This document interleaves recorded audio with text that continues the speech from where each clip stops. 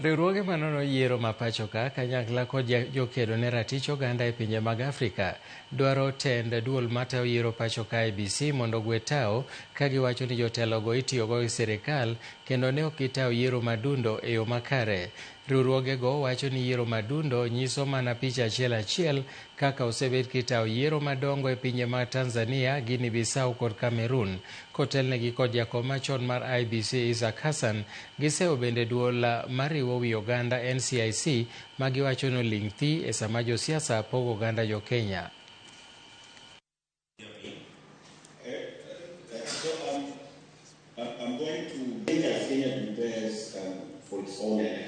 IEBC, as currently constituted after the by-elections, is disappointed.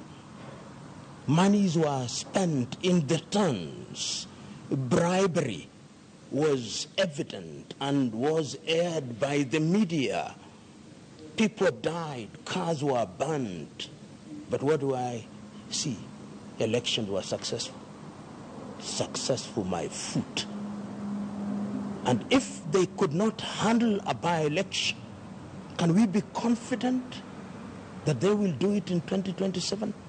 Or they will be midwifing chaos and the destruction of Kenya?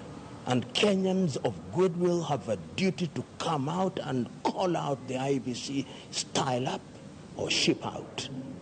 How do we reduce the tensions in the country? There's a lot of tension. We can't ignore that.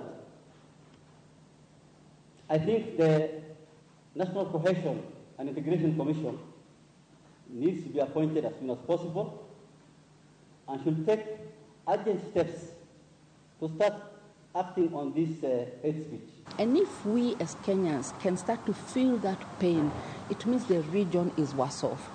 So we are going to prepare ourselves, use the speeches that are going to be given by different people from different countries, learn from them, and then try to put mitigation measures in 2026 and early 2027 so that we ourselves do not find ourselves in the situation that Tanzania found itself.